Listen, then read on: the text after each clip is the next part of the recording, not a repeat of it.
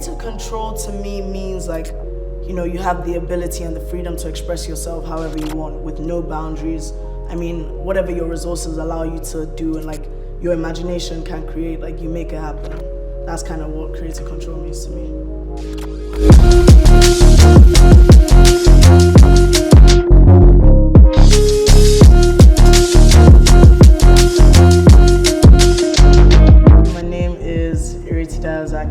Aka Ireti, streetwear enthusiast. I run an event called Street Souk. It's the biggest streetwear convention in sub-Saharan Africa. I'm also a creative consultant.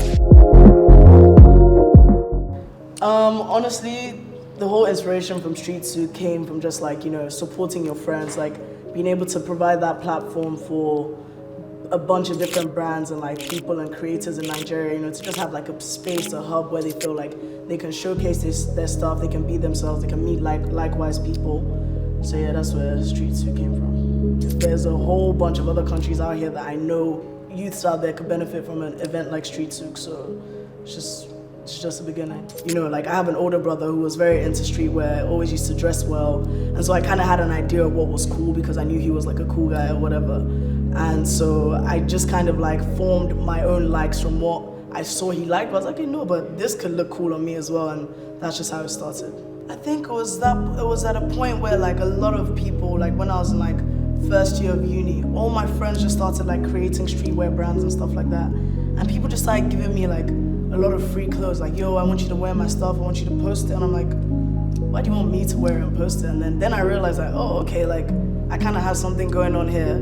And then, through that was kind of like what birthed Street Souk. Like it literally just started off with me posting on my Snapchat story, Instagram story, and on Twitter, like, if you have a streetwear brand, hit me up, I'm working on something. And that was honestly how it started in terms of like actualization of it. Street Souk is 5 billion% community based. Like Street Souk doesn't exist without the community. Like the whole idea of Street Souk was to centralize the streetwear community that has been already existed in Nigeria. It's like before Street Souk, Severe Nature was a thing, Waffles and Cream was a thing. There were already brands like Vivendi were kind of doing their stuff already, but there wasn't that one place where it's like, okay, like in the UK, for example, or US or whatever, if you're looking for something, everything streetwear, you can go to Complex or you can go to Hypebeast.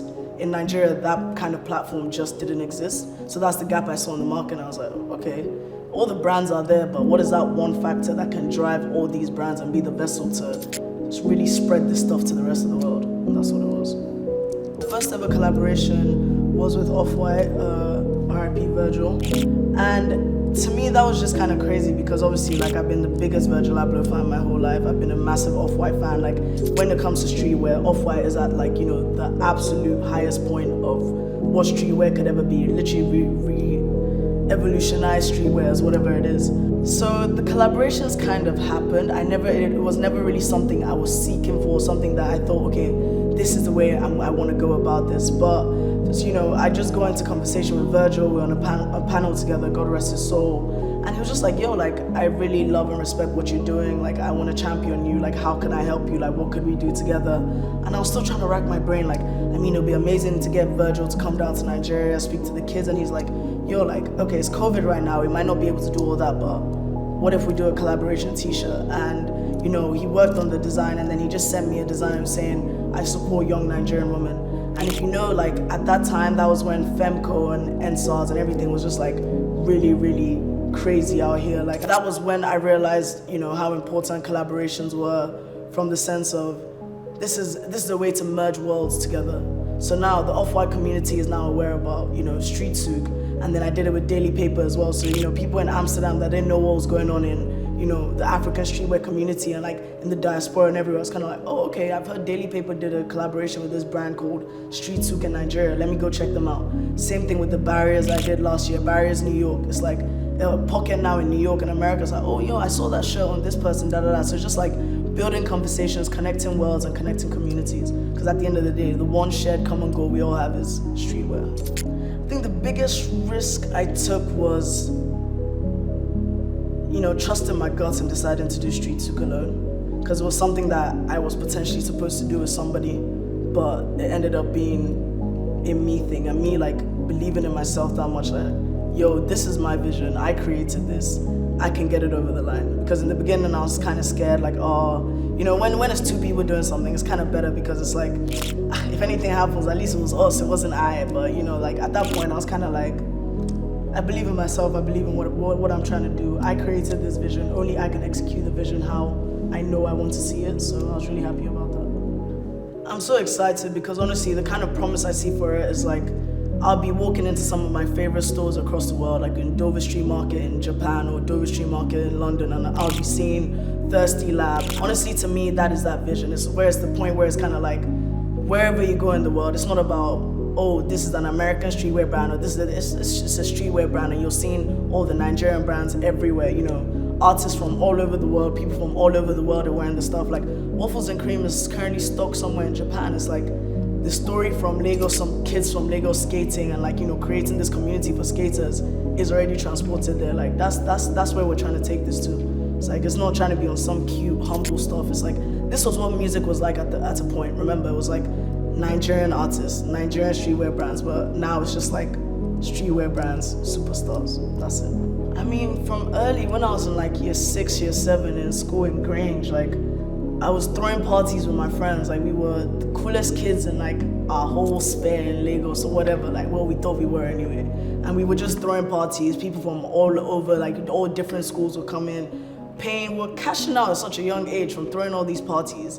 And then, you know, it then got to DRB concerts. We did, how many of those? I think I did like 5 DRB concerts, like doing the logistics, planning, being on the phone to people, calling the artists, doing the stage. I was like, you know when you don't even have a role, you're just doing everything. So by default, you're soaking in and learning so much on the go that it's like, oh wow, like I can actually do this. And then, you know, Native came along as well. Like I was doing Native, meeting people, selling tickets, like running around. So I've just always been very, very active in this whole sphere. I've always been like super tapped in, like people kind of knew who I was. I knew who I needed to know. I knew how to navigate the game. I had a brother who'd done all of this 10 years before me type thing. So it's like, because of that, it was pretty like smooth sailing, I won't even lie. Wow, that's a very, very serious question, man. I feel like I would like for my legacy to be that I spread joy in everything I did. Like whoever you remember me as, you remember me from like a positive light. It was kind of like I helped you do something, or I changed your life in some way, or I changed your perspective of something in some way, or I made you feel good about yourself. Like just that good feeling, like, you know, in terms of like the streetwear community, like being the person who really said, yo, let's really, really make this a thing and create that streetwear community in the whole of Africa, not just Nigeria. So that's what I hope my legacy will be. Hey guys, what's up? It's Young Industry, Ireti D99, Ireti Z99, whatever you want to call me, and you're watching Creative Control. Let's get it.